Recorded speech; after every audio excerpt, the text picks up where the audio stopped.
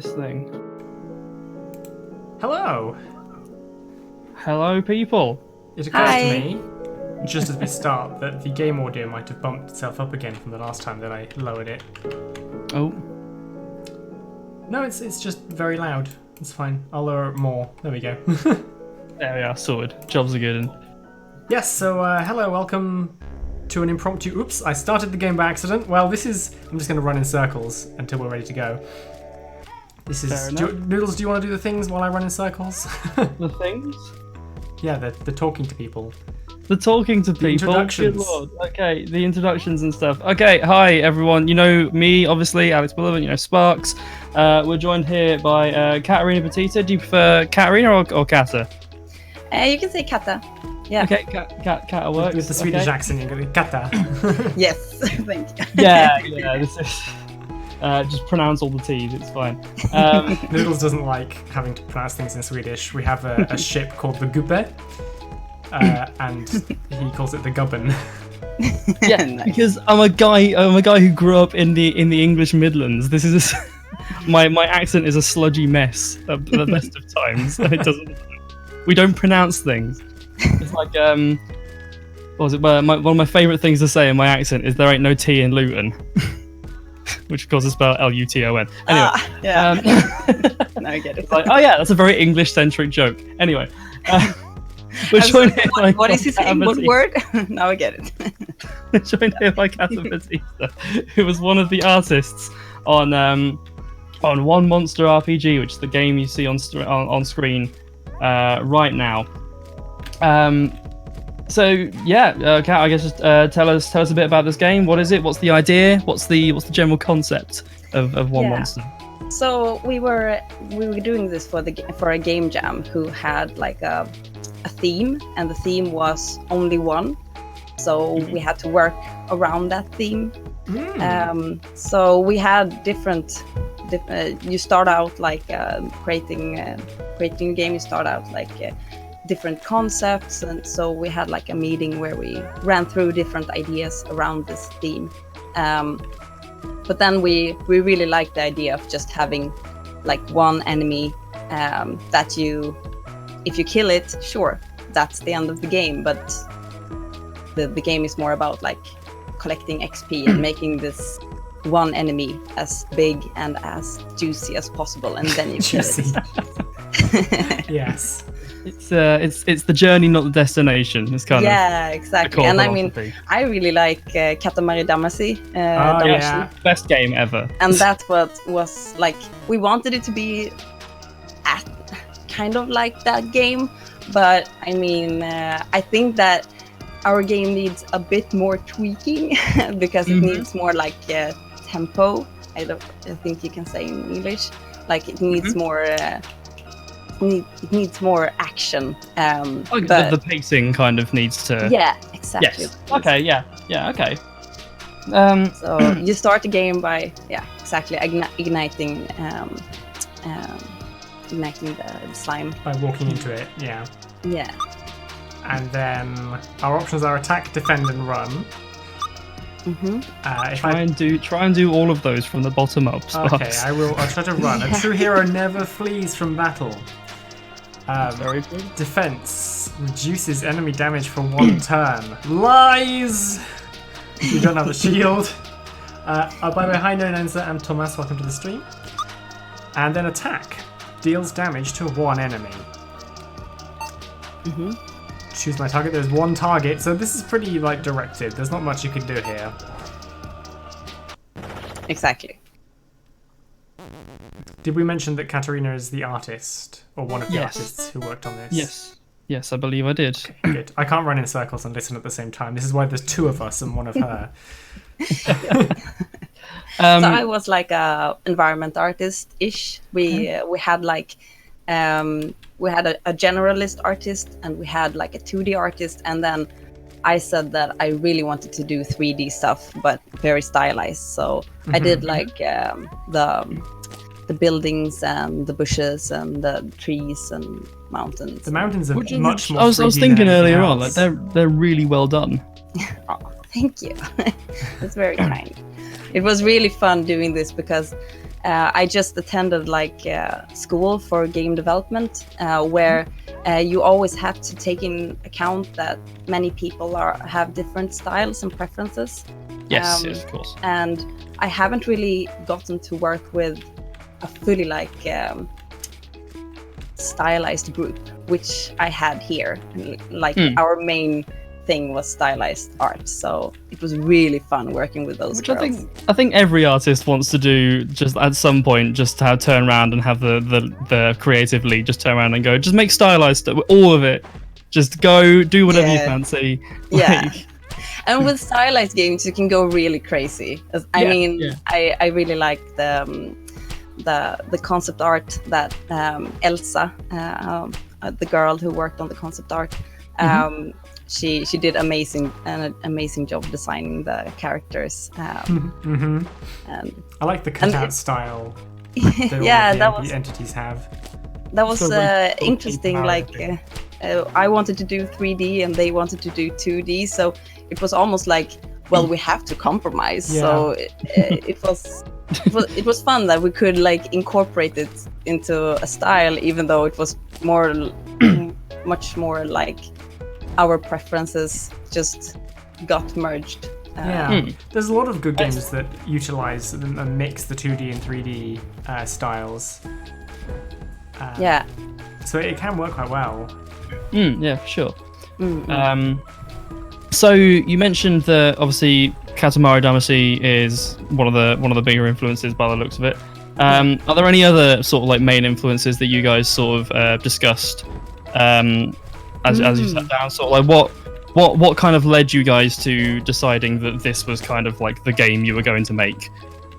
Ooh, that's a really good question. I think that we were mostly talking about Katamari and the fact that some people wanted to do the whole RPG feel to it, and with this like battle window that you saw in the beginning, which also the game ends with when you ignite the fight in the end. I think that was kind of, but mostly the Katamari Damacy part. But the thing is, and that's the great part about doing game jams, is like you don't think too hard about things. You don't have time to have like 3-hour meetings about this. Like that's it basically, I should imagine. Yeah. And the thing is that I mean, we've been oh sorry, did I? No, by all means go ahead. Okay, we've been all going. We were a team of 12 people who did this game jam together. And we've all been going to the same school together. That's why we knew each other.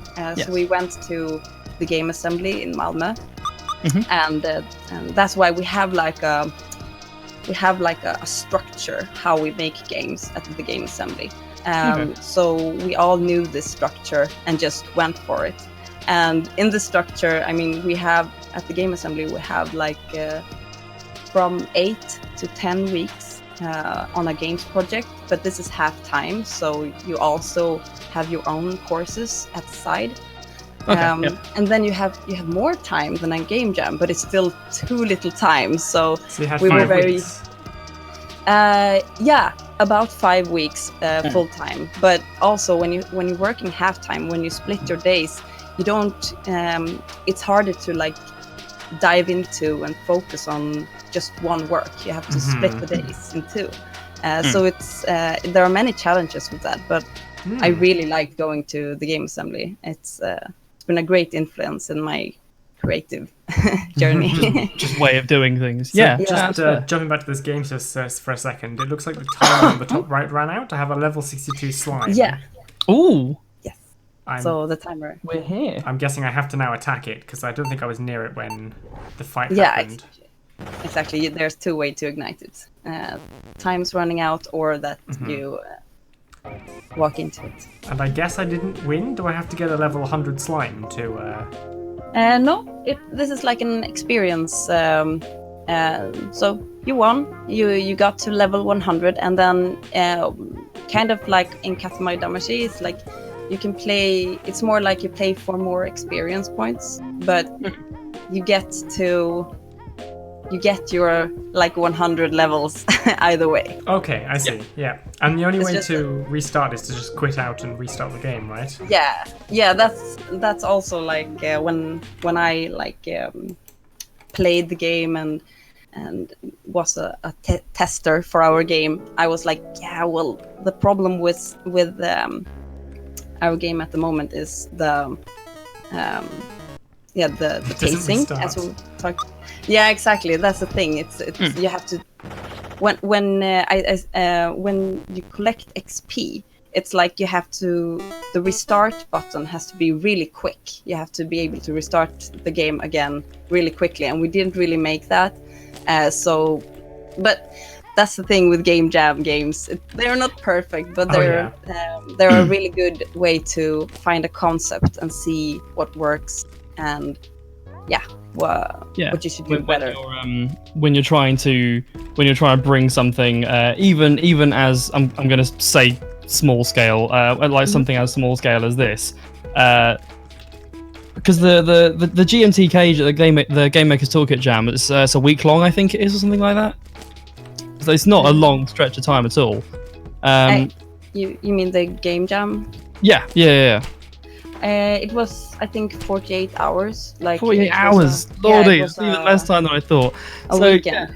You have 48 hours to pull a video game together.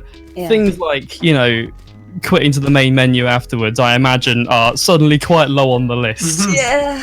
Of things you have to do. Yeah. Because I imagine for quite a lot of game jam games, getting to a point where you finish the game as a player is quite the achievement. Oh yeah. I mean, I think that I'm really proud of how far we came. I mean, the version you're playing right now, it's the 48 hours, but then it's like when you go to TGA, you get this try hard nerd.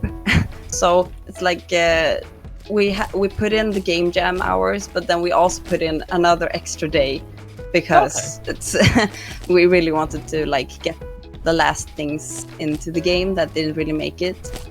So it feels very good for 72 hours, because like Sparks is playing at the moment. I played this earlier on. It feels very good for 72 hours. I was thinking, because the game jam ended a couple of weeks ago, I think it was. Like I was thinking you guys might have spent like the time in between the game jam finishing and like a couple of days ago polishing this as I was playing it. It feels really good. Thank you. That's really nice. Yeah. No, the screen shake is a little bit crazy. Yeah. The thing is, when we started the game jam, the guy who asked us all, who brought us all together and asked us if we were on a game jam, he said, okay, since all the game projects I've done at school, no one wanted screen shake, so all I'm asking is we need screen shake. And everyone else was like, we're gonna have the most screen shake that you've ever seen. So and then we were just at the end when the big slime can get really big. We were at the beginning he was much smaller at the end of the game. But then we were just goofing around and just really it was just goofing around, and someone had this ginormous slime on his screen with this crazy screen shake, and we were like, yeah, we need that. We really need that. Honestly, that size of slime is nice. Like it's big. It's impressive. Yeah, you get to the end and it's like, it's the size of 3 of the mountains in the background. It's going to shake the ground like that when it lands. We even had the slime was so big that the mountain's collision boxes made the slime hover over the ground, so it got stuck. And we were like, okay, I hope no one plays. We have a question from a viewer, which somebody who isn't being chased by a slime could potentially read out, because I can glance over and see it. But... is this Thomas Isacsson? Yes. Yes. So Thomas says, little question, what engine did you guys use, and also the game assembly rocks? Yeah, Thomas is a friend of mine. Thank you for the question. We used Unity as a game engine. And oh man, since we're really like used to creating our own game engines at the game assembly, the programmers do their own thing, which is amazing. But like creating a game, oh yeah, time consuming, and the bugs. So so it's like creating with a game engine like Unity or Unreal Engine is amazing. It still has its limitations, but it's so cool that people can, even though you don't really know how to program, you can almost create a game just with tutorials online. I mean, let's say using myself as a baseline for that, I've picked up Unity and got like models in there and things moving, and I can do basic things in Python as far as programming goes, and that's it. So if I can do it, anybody can do it. It's really nice. Oh no, I'm trapped. No. Oh no. Oh no. Dear. Oh no. Oh, I got out. Run. Run, quick, go. Yes. You've really got the hang of this now, because we're like a third into the time period, and it is like, as I say, the size of 3 mountains. Yeah, and the problem is if you try to go back up again now, you won't see the map. So the game has its kinks. The screen shake is like making me lose sight of where my character is. Does oh my goodness. I guess the question for Kat, have you seen anybody get the slime much bigger than this, or is this kind of it, just wherever you are it'll trap you from here? Well, when we like game tested it before we built the game, we didn't have like the time constraints, and oh no. And well, then the slime could get really crazy, but that was so fun. And we didn't have the mountains back then as well in the game, so it goes everywhere. You could really pick up everything on the map, and it was very satisfying. But I mean, it's part of the this is the problem with the game. Now you don't see yourself, but you know, it shouldn't be so easy. Yeah, no, honestly, it's. Oh, here we go. I wonder what level. Oh, level 140. Okay. I got a level 135 earlier on, so you've beaten me. Nice. So skirting back a few minutes. So this is a 48-hour like obviously this is a 72-hour project, but the original is like a 42-hour project. How much prior planning went into this? Did you guys go into it with a sort of a baseline knowledge of the direction you were going to take, or was it like, okay, for the first hour or two of the 48 hours we have, we're going to sit down, we're going to brainstorm, we're going to work it out there, or was it, you know, did you decide earlier on? Yeah, well, they release the theme of the game jam. They release it when the game jam starts, so you can't really plan anything. Yeah, but that's the fun of it. Fair.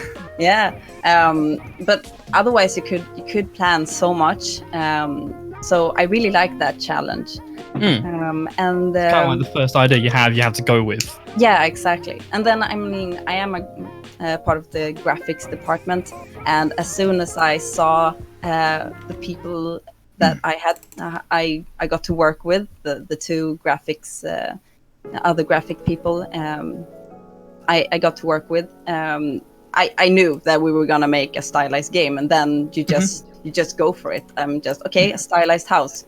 Give me a minute. So, and that helps a lot when you're on the same level design wise. Oh yeah, for sure. Like I've worked on projects where I've had that, and it just feels so good when everyone's just kind of like thinking about what the other person's thinking about before they've thought it, and that kind of stuff.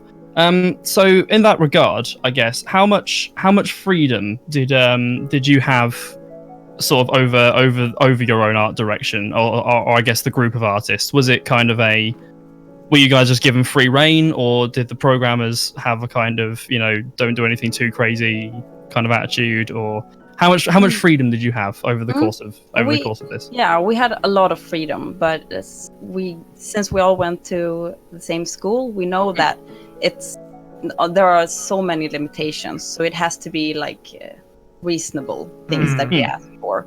But one of the most important things we learn at school is that communication is key. That you can't just go and do your own thing and then tell the programmer, now implement this. You have to ask them, can I do this? Is this crazy? And sometimes you get a no, and then you just have to let it go.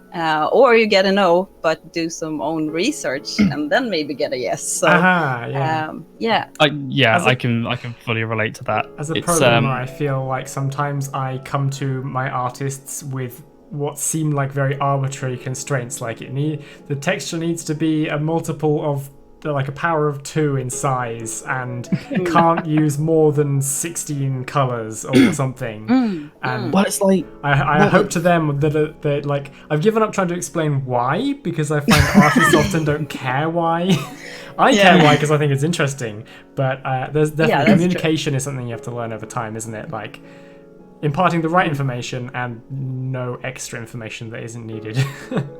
Yeah, I agree that even though I'm not the one implementing things sometimes, I think it's really interesting to know why I can't do certain things because so many things tie together.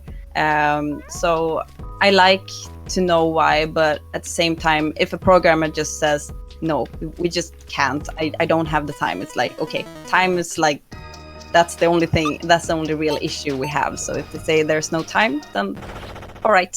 That's a good. Sometimes just reason, take their word for it. Yeah. So I mean, we also had on the team an animator, and unfortunately, in the first version of the game, which we like put into the game jam competition, there were many animations that didn't work because they didn't have the time to implement it because we got some problems along the way. Hey, as always in game development, there's problems when you're gonna like pack. Oh dear, collision. Oh boy. Oh dear. Yeah, well. Sorry, this is or bug.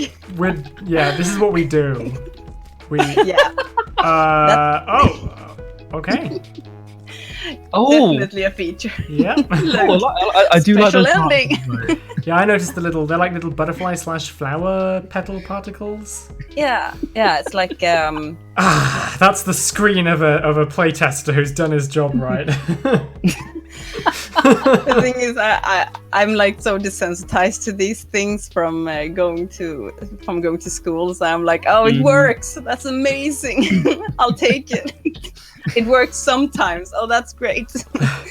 I'm very good at breaking other people's games. When it comes to my games, I'm like, I don't want to play it wrong because I don't want it to break, because if it breaks, I have to fix it. Yeah.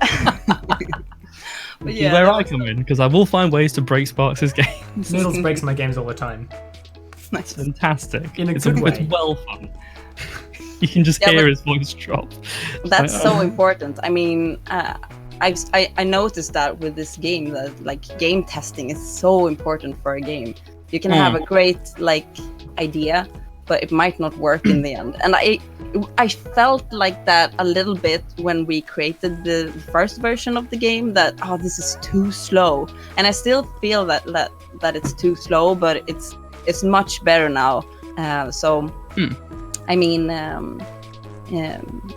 the one who held the game jam, Game Maker's Toolkit, he played our game, but he didn't really like it because he played the first version.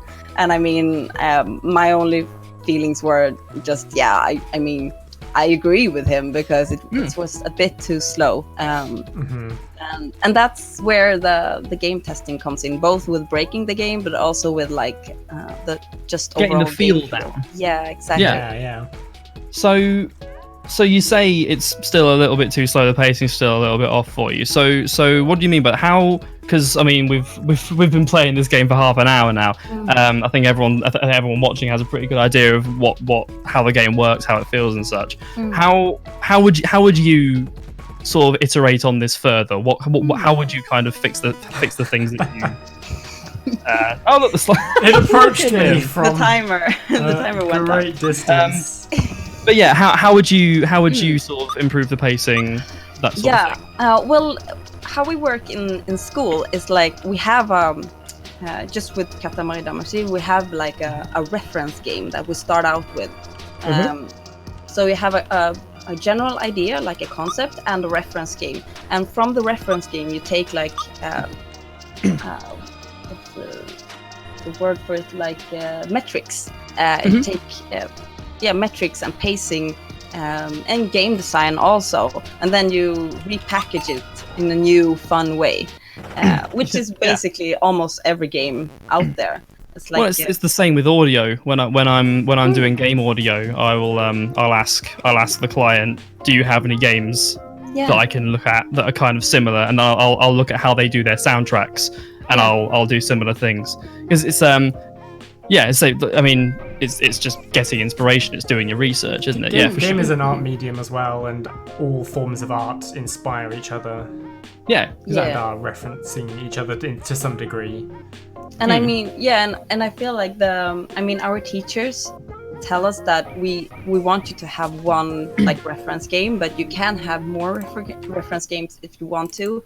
The thing is, you only make it harder for yourself, because then you have to measure the two, and like if you pick one thing from another, then you break the whole like what works in the first game. You break the magic that works. So you can do it, but it's really hard and takes so much time. And when you don't have the time, you should just do it as close as the reference game as possible.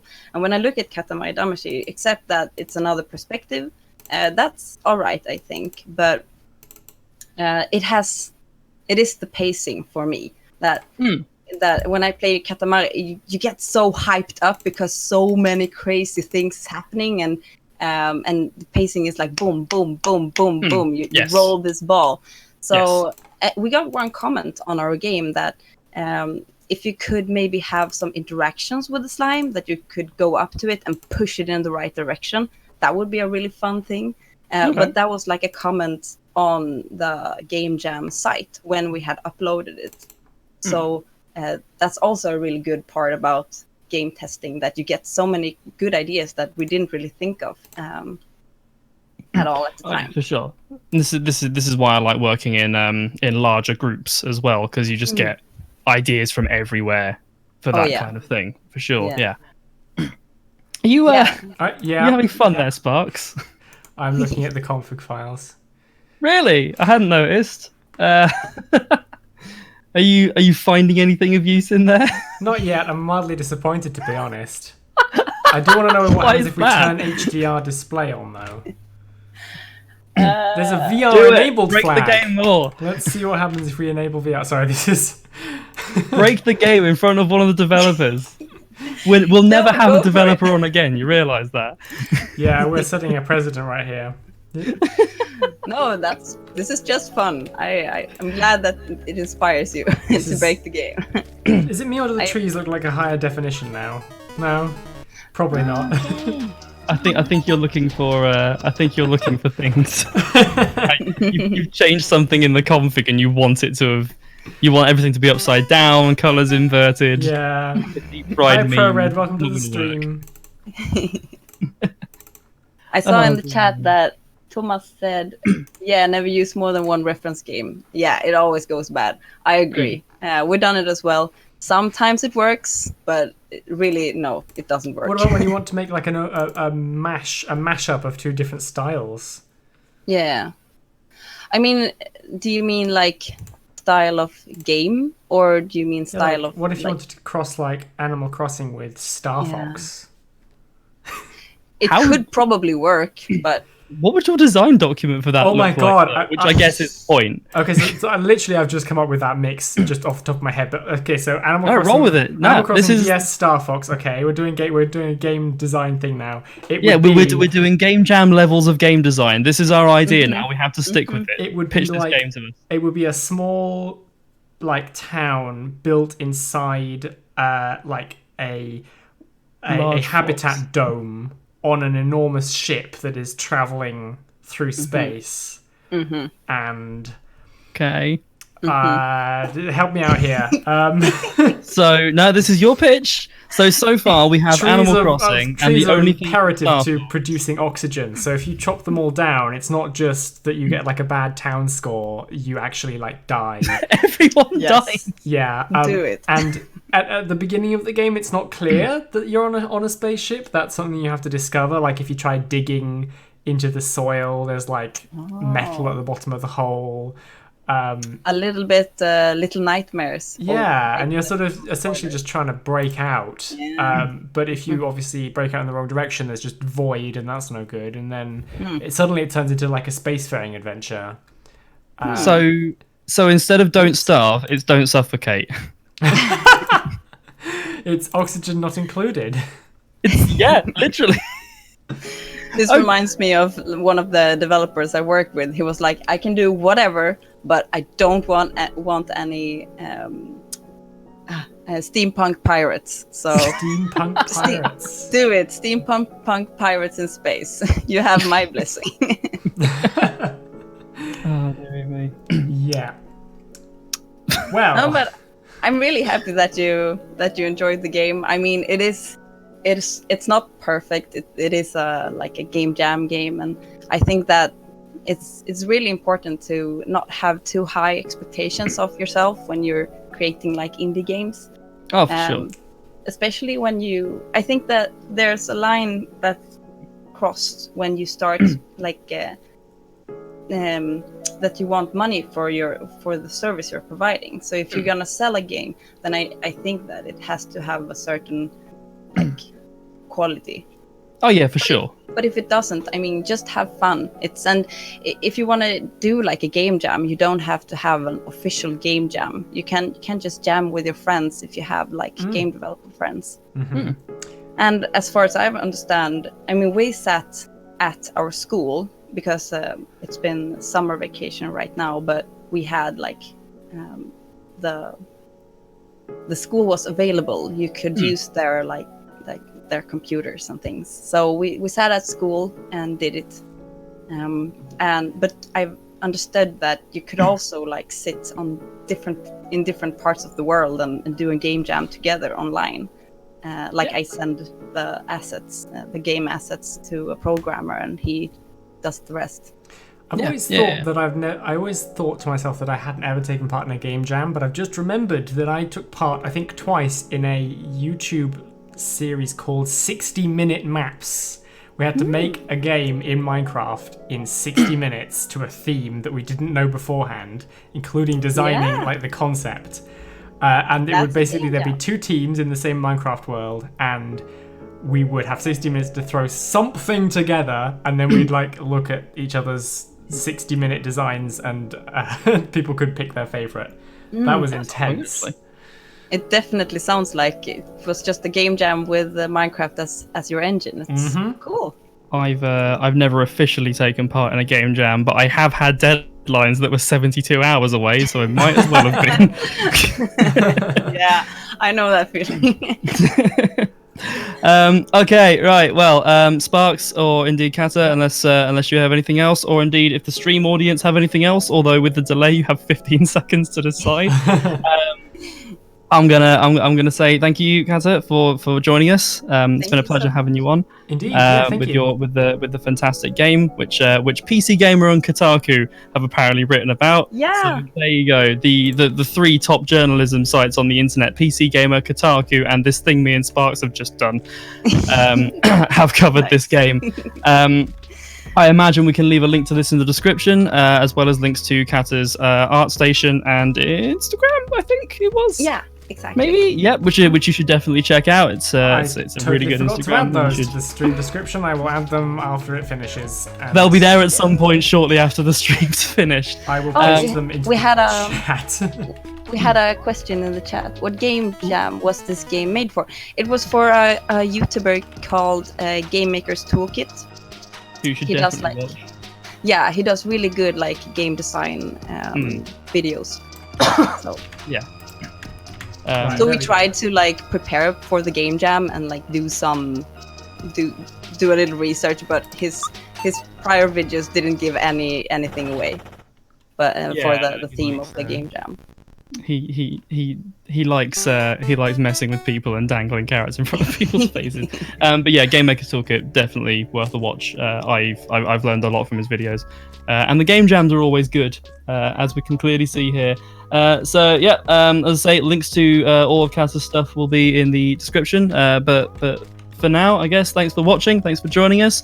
We'll be Thank back. Sparks, I, and Zakla perhaps will be back on Monday with the normal stream that we do. And yeah, bye. Can I just add something? I just want to say that we were many like creators on this game, and the other creators are featured on the downloaded, like the itch.io page where you can download the game. So maybe if you could link the game download page as well. Yes. Yep. As I believe I said, we'll add that in. Definitely go check out the audio as well. I think it's the guy's surname's Carlsson. I've forgotten the first name, but the audio is fantastic for this game. So go check that out as well. Yeah, he's really good as well. Yeah, we'll definitely cool. Thank you. I meant to do that for this video, to be honest, and I completely forgot, so I will amend that shortly. We're famed for doing things after the fact. Once we've said we'll do them, it's fine. Well, now we've broken the game, so as Sparks attempts to plummet into the void, we'll catch you all later on in a bit. Goodbye, farewell, toodaloo, goodbye. Sparks at the stream. Goodbye. Bye. Bye. There's a tree on this side of the mountains. Oh no, it's not. Oh dear. It's No, there's not. There's just more mountains. It's fine. All right. Bye. Bye. Bye.